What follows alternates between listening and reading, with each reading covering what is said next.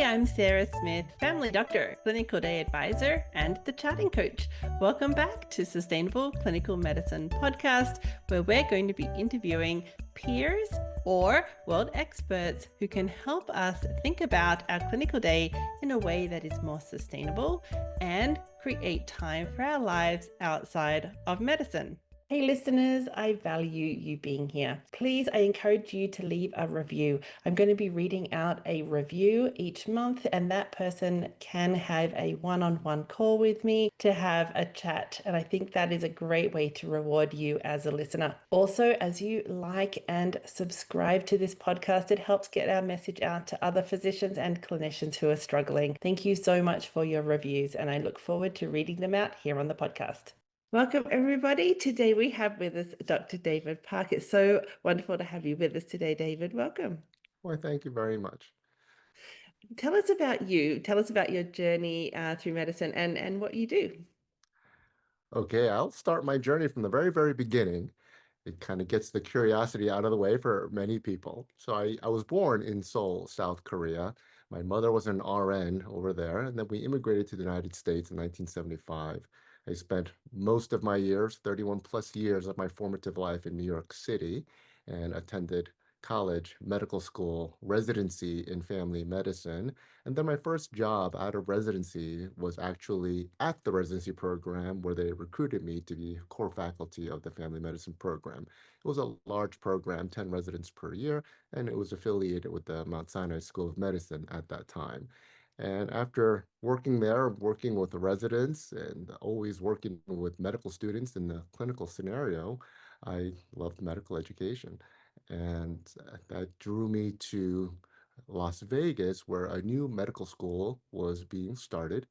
Mhm. And it was an osteopathic medical school. And I was one of the early faculty there and moved my way up the ranks as I did all sorts of different things, enjoying medical education at the undergraduate medical education level, and was there 10 years, chair, assistant dean, and various other roles. And then I was asked to join another medical school that was developing a new additional location campus in neighboring Utah. And it was Mhm. only 2 hours north of Las Vegas. It was a desert climate. One of the reasons we moved out of New York was to escape the harsh winters over there and a lot of the rat race type of lifestyle. And then I had the opportunity to work with Rocky Vista University to start a new medical school campus in St. George, Utah. I was the founding campus dean there and was there for about 5 years. And then the university wanted to start another branch campus location in neighboring Montana. And so I ended up becoming the founding dean of the Montana College of Osteopathic Medicine, recruiting faculty, recruiting students, training, developing.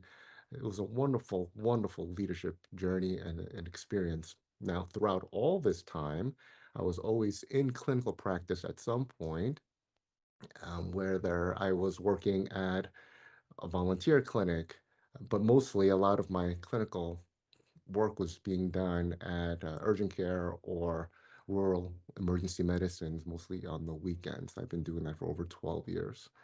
And then I've been recently going through a transition, wrote my book, finished my first manuscript because my passion is in leadership development, and became an executive coach and got into that. So that's been very exciting with many physician clients.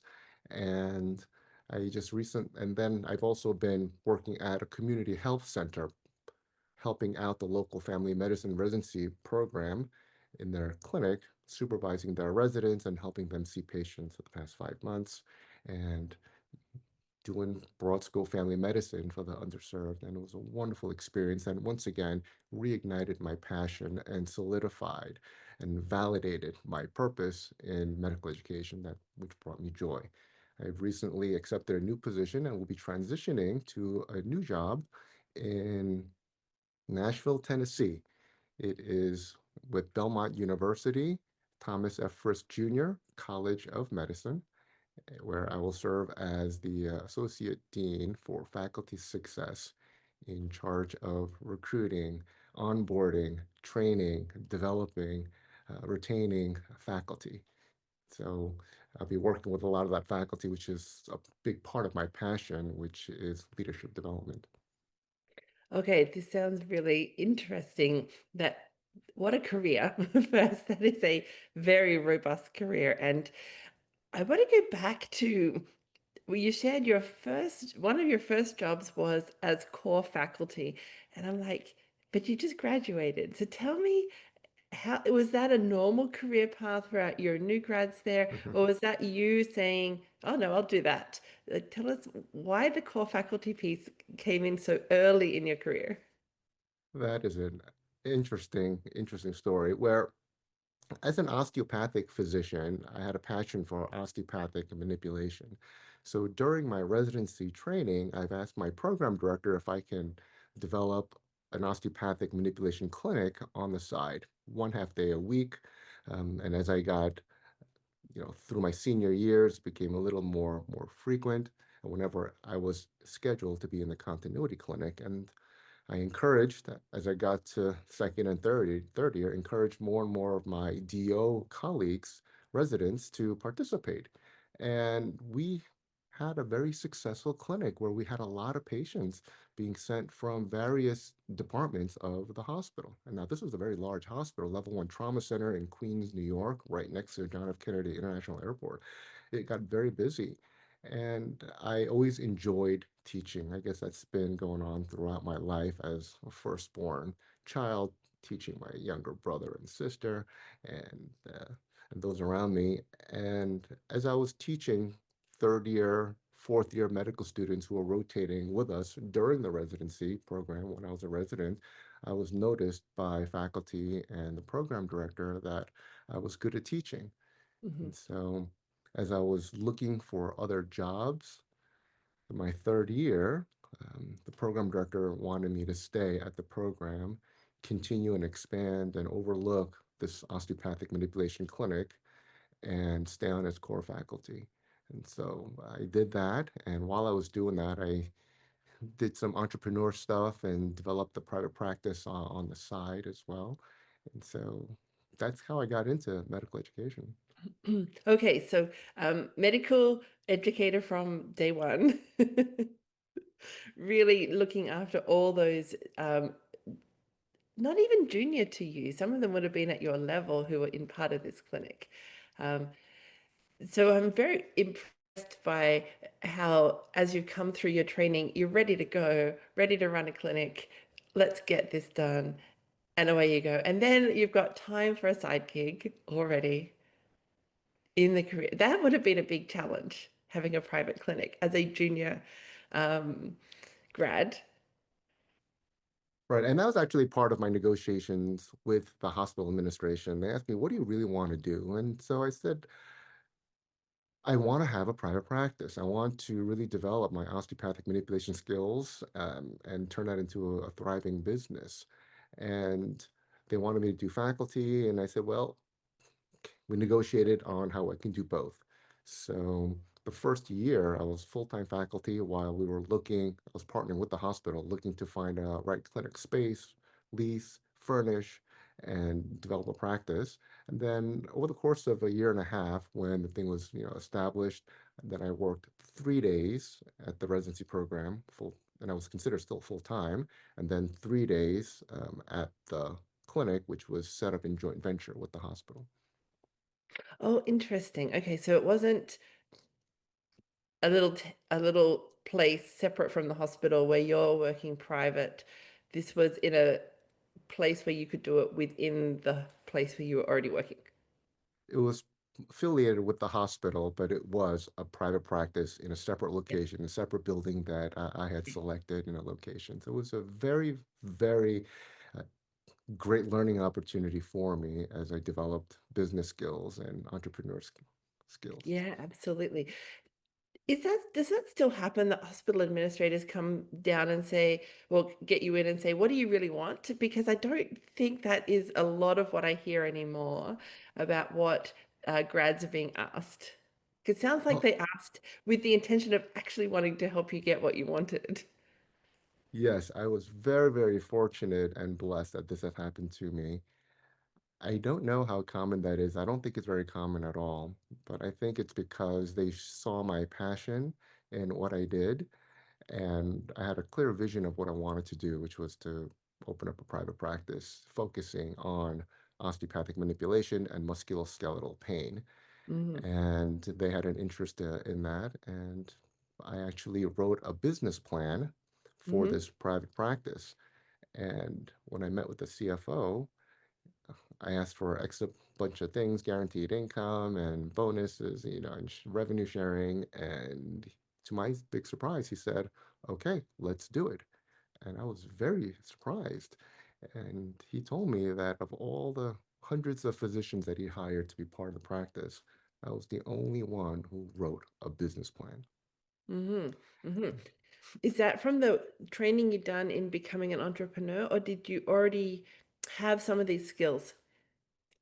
That was part of my learning process and training of being an entrepreneur because back in the dot-com bubble phase, I thought during medical school, my friend and I were going to start an online medical venture. So I bought a book on how to write a business plan and I wrote a business Mm-hmm. plan and looked into doing that. We actually got a couple of investors, but then realized we better stay in medical school. Uh, but it was a great learning opportunity, though.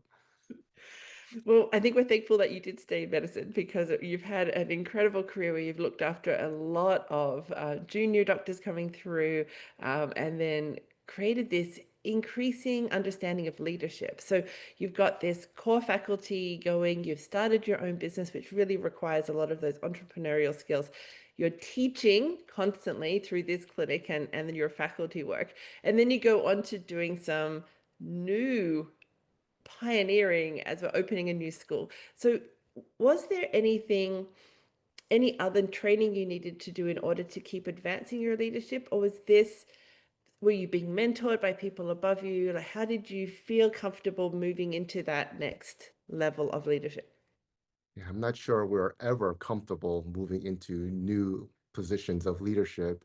And what was interesting is when I first started at the medical school, the first thing I did with my CME dollars was asked my dean if I can use this for really personal professional development Mm-hmm. instead of just going to a medical conference for CME credit. And he said, Mm-hmm. whatever you want to do to develop as a professional.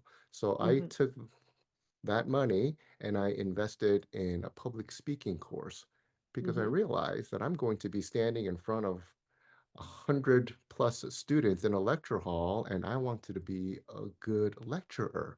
In other words, I want to be able to deliver a good, engaging presentation so they pay attention and they can learn and it can be enjoyable to them and to me. So as I progressed through my career, whatever opportunity there was for personal development, professional development in the sense of leadership, and various other things related to being a physician, being a leader, being an educator. I took those opportunities to constantly learn, read, and practice those things. Mm-hmm. Fair enough. Is there any early lessons you learned to help look after you as you're moving within those increasing leadership positions? Yes, from my earlier years, boy, 30s and even up to my early 40s, I was go, go, go, working ridiculous hours. And my colleagues would ask me, "Oh my gosh, David, you're chair of a department in a medical school. You're also a residency program director that you started. And then you're also working in the ER on the weekends. And you're also on this medical board. And you're doing this committee, that committee work. How are you doing all of this stuff?" Mm-hmm. And also, my good friends are like, "Why are you doing all this stuff? You're crazy. You have a family, you have two kids. Why are you doing all this stuff?" And what's interesting was at that time, I took those comments kind of as a badge of honor of Mm-hmm. look what I can do, look how Mm-hmm. much I'm accomplishing. And then it eventually happened. I think when you're running so hard, revving so much, and driving so fast, your car's going to break down, and so or it's going to malfunction. So I started having some serious psychosomatic symptoms, which I thought this is odd. And being a physician, I'm trying to think, what this could be. So I went through the various cardiac diagnostic testings and various other things and realized, oh my gosh, are these like anxiety attacks I'm having? But I don't feel anxious. This is odd. And then I started realizing how important it was to take care of myself as a person, not just make money. I realized my purpose in life is not to be a moneymaker. It Hmm. was to be a physician, an educator, a leader, and various other things. So I started to really focus on my physical health, my spiritual health, as well as my mental health. And, it's a graduated steps that you do and you develop and you learn over time. And it's a commitment, it's a discipline, it's a lifestyle, and it's a journey. So it's growth. So I've been doing that for Hmm. many, many years to a point where I feel very satisfied and whole. Yeah. Okay. So you're running a a million miles an hour. And then you want to start to prioritize you and put in some exercise and sleep. What did that cost in terms of what changed in the day to day of David at that time? So, did you have to give up roles or did you have to reassign things? Did you have to do things in a different way? What did it look like to be able to get those pieces back into your life? All right, there's a limited amount of hours in a day, so you can only do so much, and you have to get good sleep. So it's a matter of working efficiently, being very quick and fast at doing tasks. It is not having a long checklist of to-dos. It is checking them off as fast as you can, doing them as fast as you can before they even make it on a to-do list. It is prioritizing your calendar where you actually block off time in between meetings where you can actually do some work. And I also prioritize later on in my life to take quick 15, 20-minute power naps. So after lunch, postprandial, you get sleepy, I'll close the door and I'll just set my timer to 18 minutes and I'll close my eyes and uh, give me a quick little recharge. And it's also over the course of discipline, waking up a little earlier, a little earlier, a little earlier, just to get that workout in about 3 to 5 times a week. Okay. So, was there any giving up of any of the roles or you kept doing all the things and found time for you? Yeah, I didn't want to give up those roles because I found them to be very meaningful to me. Um, Okay. So what I hear is I want to keep these, but I also need to look after me. mhm. Did you take any time out to to let your body recover, or were you just able to stay in play and make these changes? So there's been two big events in my life where I had to step back. Um, and a lot of that were health reasons. And one was possibly due to all that work and stress and that constant increased level of cortisol and catecholamines Hmm. damaging my body and my Hmm. mind, body, and spirit and all. But it was a spiritual aspect of my life where that really helped me to be grounded and help me to be resilient. Um, so this was, geez, maybe 10 years ago, a little over 10 years ago or so, where I had those health issues, and I slowed things down a little bit, decreased my shifts, um, and then also job transition, which gave me an opportunity to rest between two Hmm. different jobs when from Las Hmm. Vegas to Utah. Hmm. And then last year, I had a very traumatic eye injury. It was just an accident where I was basically blinded in my right eye, and that took another emotional toll. I had to Yeah. get surgery done, not knowing whether I was going to get my vision back or not. So that again tested my, you know, mind, body, spirit, and everything Mm. else. And so I took some time there, and then um, learned to really focus on what was really important, and that was on recovery. It was on health. It was on family. And so, yeah, unfortunately, Perhaps it was God's intervention on telling me you need to stop all this nonsense and slow down and take care of yourself so that you can take care of others. And I think that's a really important thing for us to know. As physicians, we take care of other people, but we have to take care of ourselves first. Mm, absolutely. Let's go back to 30 to 40s where you're wanting to do all the things, and your advice was look at your priorities. What do you need to consider about looking after you too if you're going to be this really, really busy person?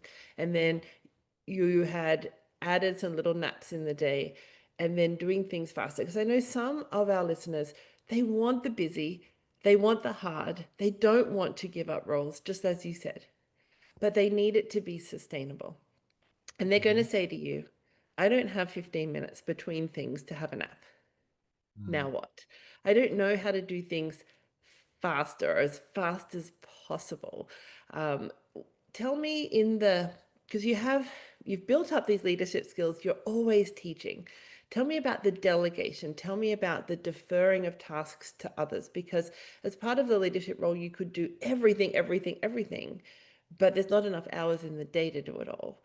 Tell me how you navigate or negotiate that dispersal of the tasks. Yeah, that is an excellent point. Delegation is such an important thing in a leadership. As a matter of fact, my book is on leadership. It talks about the 12 actions of a leader, and one of them is to delegate. And the reason delegation is so important is because when you're building a team means you rely on them. Their success is your success, and our success is ultimate success. And when you delegate a task or a mission or an initiative to somebody on your team, you frame it in a way where you show that you rely on their expertise, you trust their judgment, you are confident in their abilities and their leadership to take this and run.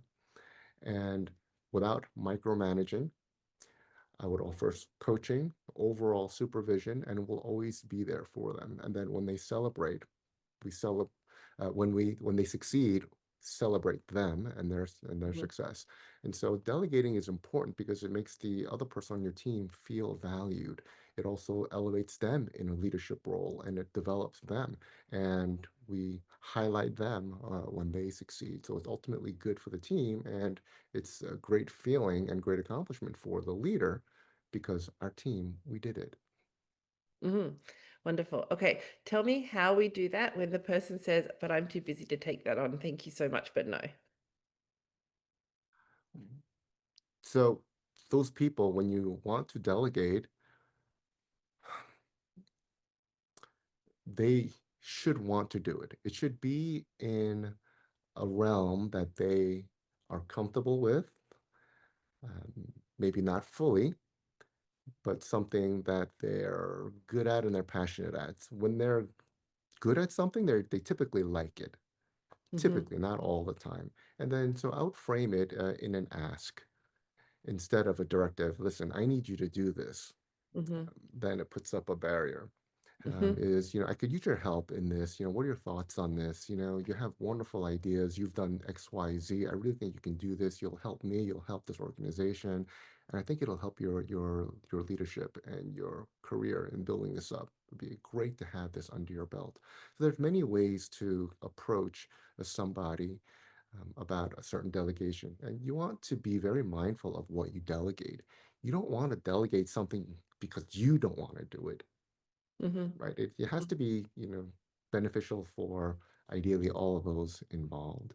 And so in those aspects, I think most people will be maybe hesitant at first, and then with the reassurance that I'm going to help you, I'm going to support you, I believe in you, we can make that into a very positive initiative. Okay, yeah.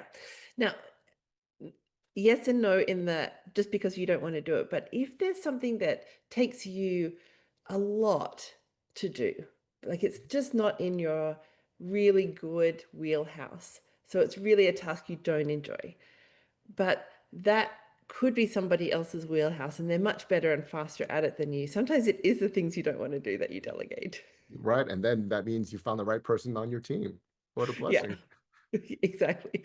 Can you take it down to the clinical level for a moment? So when you're working in within your practice, when you're seeing patients, how are you managing those days in order to not have that spill out and take over some of the leadership roles? Because I have a lot of clinical physicians who are Mhm. seeing patients, but that work is not being done in the time allowed within that role. And so now their academic day or their leadership day is being eaten up by inboxes and chart notes and other clinical activities that haven't yet been completed. So tell us a bit about how you manage the clinical roles while you were still doing these leadership roles. Wow, that's a tough one because there's really no such thing, in my opinion, as pure work-life balance Uh-huh. or work and extracurricular activity balance because you can't really balance that like a seesaw. It has to be integrated.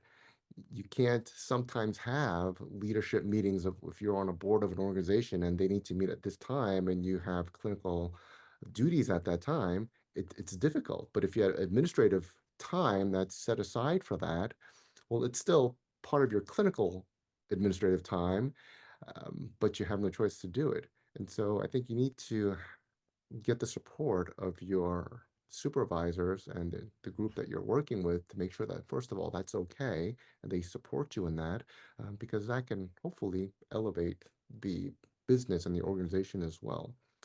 And it's a matter of dedicating your time to do what needs to be done. And sometimes, if you decided to take on a leadership role, then that's extracurricular. It's extra job. That means it's extra hours that you have signed on to, whether that's evenings and weekends. And so it's a decision that you have to make carefully if you're willing to put in those hours and sacrifice your free time, if you will, to do that. And people I find who commit to that find joy in that. They want to be on this board and they find value and reward. And so they're willing to put in that after hour time. I think it's important that you don't cheat out your patients and your clinical employer by doing that, and that should not interfere with patient care. Okay. So patient care is allocated time, and it's really hard to fit anything in between patient care, just like you said. If you're seeing patients, you can't be at a board meeting at the same time. But if you're seeing patients, then the work of the day is accumulating, all those results coming in, the clinical notes from those encounters. And that's being shifted to those preserved academic or preserved administrative times when you might have been able to do this leadership role. Did you Mhm. find yourself that if you've allocated yourself administrative time for a leadership role, that the clinical day was following you into that space? Was that something that was a reality for you? It is, especially in continuity care in family medicine.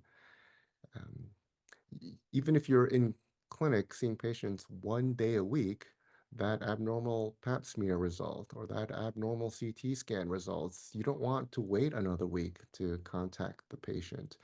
So it does. So you really can't do episodic care like that in primary care. So that is the challenge. I've been fortunate enough that I ER work is shift work. It's, Hmm. 12 hours or 24 hours, and then I'm done. No follow-up is necessary. Um, but when you're doing primary care, you have no choice. You have to do that. So you would set aside time, block, you have to block out this time and commit to that time. You have to be really structured, regimented, and disciplined to block off this time. And um, if that result comes in after that time, well, it's going to have to wait the next day. There really shouldn't be things that are really, really emergent. If they are, you flag that and you're just going to have to deal with that because patient care has to come first. And I have found that all boards, physician boards, they understand the reality of medicine and clinical care. Hmm. So when you say, all right, listen, I know we're in this board meeting, I may get a important call regarding this Hmm. patient, so I may have to step out for 10 minutes or 15 minutes to take care of this. Everybody understands that. Hmm. Okay, so in the emergency department, as those, blood cultures are going to be another 24 hours, who looks after that? So how is the team set up in your place of emergency department that is looked after by the who looks after that when you're not there because you're not there anymore? Right. That's typically the charge nurse or some type of a nursing supervisor will be monitoring those labs that keep coming in. Okay, so that one is delegated out to a team member, and then they will find the duty doctor to deal with that if it comes in? Yes. Okay. All right. Now tell me about in primary care. Have you seen any other models of that delegation of task to a team? Yes, as a matter of fact, I am working in this community health center right now with the residents. It's a very, very busy center in urban Billings, downtown Montana here, and a lot of sick patients because we deal with the underserved in that community. And it's a lot of volume, it's a lot of complexity, and it's a lot of work. So in the electronic health records, there's messages that you would get, lab results that you would get, and telephone encounters that you get, and messages, and they're called jelly beans in this one particular clinic. And when a faculty member needs a day off or is going on vacation, we use Microsoft Teams. Can somebody cover my jelly beans during these dates? And it goes out to all of the faculty, and it's a team. It's a wonderful team. Within a few hours, two, three people, but yeah, I could do it. I could help you on this day. Yes, I can do it. And so there's typically multiple people volunteering to cover these jelly beans, these inbox messages, and um, I thought that was a wonderful practice, that true team culture there. And if you can say, I'll just do this day. This can occur. I'm sick, I can't come in. Who can cover it? The doctors typically working in the clinic if they're willing to, and most of them typically are. Then yeah, I'll cover it. What's 4 hours? What's 8 hours? Mm-hmm. It is a lot of messages that can come in, but then also the nurse, the nursing team, the patient care team, I should say, which has a case manager, a patient care coordinator, medical assistants, a nurse, physicians, and residents. Um, there's plenty of people that are willing to pick up the slack if you can't do it for whatever reason. Mm-hmm. Okay, got it. All right, back to you within your faculty roles and then how you moved into the looking after of others who were wanting leadership.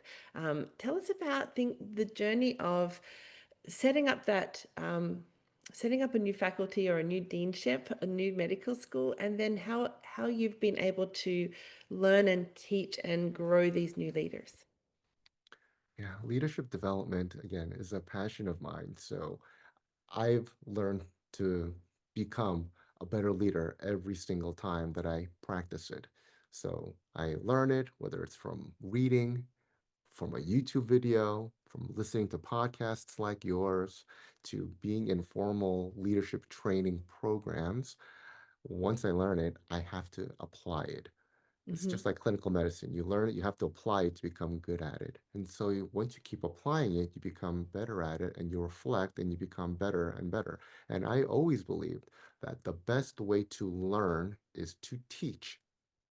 So when I teach leadership development, or I would create a course for medical students or put on leadership development sessions for faculty and staff, I have to now prepare for that session. So I have to teach. And in that preparation time, it keeps on reinforcing the concepts and principles and actions that I have to do. And then I teach them, and then they do it. And then I encourage them to do it, and then have them teach someone younger. So it's kind of like that, Mm-hmm. mentoring system going down. Mm-hmm. Love it. Okay. Tell us what you do now. What is the your role with doctors in that executive coaching? How did you get into that and what do you do? Well, I have learned that as I went up the ranks, that executives in healthcare systems and university systems, they have an executive coach. I was surprised to learn about that. And there were two executives in my community here when they transitioned out of their CEO and CNO roles that they decided to do executive coaching. And I didn't really understand what that was. And then as I looked into it a little bit more and realizing that even my boss had an executive coach, I'm like, maybe I should get an executive coach. And fortunately, I was able to find somebody who I respected, admired, did all the things that I aspired to do, including writing a leadership book and being on boards and presidents of organizations. She was willing to be my coach, and so we connected, and I did that coaching process with her for many months, and I thought that was valuable. And I thought, I could do this. And there's many people that I think I can help by being an executive coach. So Hmm. during this transition time, I took an executive coaching course, invested again into myself, Hmm. my own dollars, and I learned to do that, became certified, and started asking people in my network if they're interested in executive coaching, and also working with the residency program that I'm helping out right now.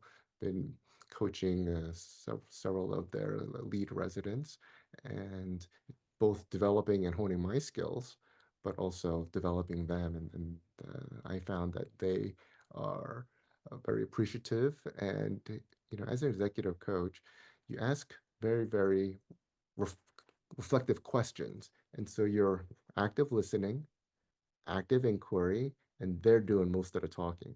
And so then you wonder after the end, I hope I helped them. I'm not sure if I really helped them, but the feedback you get from them was, wow, that was really enlightening. I had so many aha moments. Like, yeah, this makes really good sense to me. And they feel that they've achieved a lot in that 1 hour coaching session. That's also rewarding, validating, and reinforcing to me and encouraging me that, okay, this coaching is legit. It works, and I'm pretty good at it because that's the feedback that I'm getting. So Hmm. it's been a very exciting journey. I'm very, very early in on this journey, Hmm. but the skills that I've learned now, I don't expect to develop an entire executive coaching career, but the Hmm. skills that I've learned from this, and I'll do a few here or there, I can apply in my new role. And I think that's one of the reasons why this role aligned so well with what my passions were and my skill set Yeah. was, is to utilize those skill sets in making our faculty successful. Yeah, this is very interesting. This faculty success role. I'm very interested in that because uh, it sounds like a dream to be invited to be faculty, but also we will mentor, coach, and look after you and help grow your leadership skills so that you'll be successful here. I'm like, well, that's a no-brainer. Why wouldn't we say yes to that? So tell us what it would look like to be hired into this organization as a brand newbie faculty. What does faculty success um, pathway look like? How does that work? Lay it out for us. First of all, I will just say at first that I am not there yet. Not there yet, but you've got some I'm not ideas there about yet, but I have a vision, and I shared this vision with the faculty during my presentation on my on-site interview, and I it. think it really resonated with them, and that's maybe a big reason why I was selected for this really, really exciting position. But it really starts on this journey, and it's this cycle. It Hmm. starts with recruiting Hmm. and the interactions that you have with this organization, this medical school, or any organization for that matter. Um, Recruiting, the wonderful support during the onboarding process, which is onboarding is not an event, it's a Hmm. process, and then integration with the department within the organization itself, and then development, support, promotions, advancement, and it keeps going around the cycle until eventually that transition point. And that Hmm. transition could be a promotion that into another leadership role. It could be a job somewhere else. It could be retirement. And then, maybe after retirement, that's a little something different. But if you do get another leadership role or go to a new organization, then that cycle should continue to occur. And typically in medical school or higher education, um, medical education especially, there's three things that faculty are really expected to do, and that's teaching, service, which is committees and various other things, and there's scholarly activity. And if there's a clinical role that you have and it's a clinical enterprise, then there's some clinical work that needs to be done. Okay, because these are typically physicians and PhDs and others who may have a clinical role. And then I think the other two aspects that I felt were missing in many places, and I think that's integral to faculty success or physician success in general, or any success for that matter, is the growth opportunity. So you're not just doing work as a worker, as a laborer, as a minion, that you are developing in your role, whatever that may be. And then the other component is going to be health, wellness, and resilience so that we can enjoy what we're doing, prevent burnout, and just connect with that purpose and the why so that job satisfaction and the work that you're doing continues to propel you to succeed and excel and want to do more and be good at what you're doing. Got it. Yeah. So it is, would you consider it an executive coaching piece to their onboarding? This role in, is it like a mentorship? Is that what we're expecting if we're seeing this faculty success model being put into place? A lot of the executive coaching skills and the engagement that you have with your client, an executive coach, is really asking them what's important to them, asking them what's important to them, and trying to ask these questions to find that alignment with their job, their role, or their life circumstance, Mhm. and then partnering with them to find what are some options, what are some ideas, solutions that you can implement. That's one of the beauty of executive coaching, which is different from life coaching or business coaching or other things, is you're working with people that are highly intelligent, already well accomplished, and so they have a lot of knowledge and intelligence, so a lot of the answers are within them. And as a good executive coach, you're just asking these questions that brings it out. And when they hear it out of their own mouth, it becomes that much more powerful because they know what needs to be done. And so then we walk alongside them as their accountability partner and supporter, and they continue to progress and have these positive outcomes. Got it. Okay, wonderful. Anything we didn't talk about that we should talk about before we close up today? I think one thing I want to leave with all physicians and your listeners is that if you are feeling burnout, if you are getting these physical, mental symptoms of illness or any other things that we know as physicians is not right, and we can feel it, that I want them to know that recovery and healing is possible. It needs to be dedicated and focused. It is realigning with your values. It is remembering your purpose and finding the rewards of what you are doing. One of the things that we started implementing when I was a residency program director and then as a dean was asking this question, how are you doing? And if the answer is okay, not so good. I said, well, I want you to remember, you're living your dream, right? And then eventually later on, that started morphing into living the dream. Are you living the dream? Right. So, in other words, when we have our first day of orientation in medical school, they're very, very excited. And I asked them, all right, by show of hands, how many of you dreamed of being a medical student since you were younger? And every hand goes up. Mhm. I said, good. You're living your dream right now. Don't forget it. How many of you later on dreamed about being a resident or being a physician? We all dreamed of doing what we're doing now. Let's remember that and reconnect with why. And so when you're in difficult times, the throes of have a major exam coming up for a medical student, I always remind them, you're living your dream. And so I Love just it, want love to it, love remind all of our physicians, if you dreamed of becoming a physician, you're living the dream. And congratulations for that. it. Yeah. Where do people find you if they're looking to connect with you? Oh, I don't have a website. I have a LinkedIn page like many others do. It's David J. Park DO. David J. Park DO on LinkedIn, and you should be able to find me. Perfect. Thank you so much, David. I appreciate your time with us today. See you Thank you later. very much. Bye, Okay, everyone. wonderful. Bye-bye. Hey, if you found this podcast episode helpful, I would encourage you to like and subscribe. Every time you do, you help a colleague or friend find our podcast, and it can help them too. Don't forget to share it along with your friends. If you're looking for extra help, don't forget we have Charting Champions for physicians and Smarter Charting for nurse practitioners and other clinicians to help you get home with your work done. We are helping you create sustainable clinical medicine. Thanks for listening.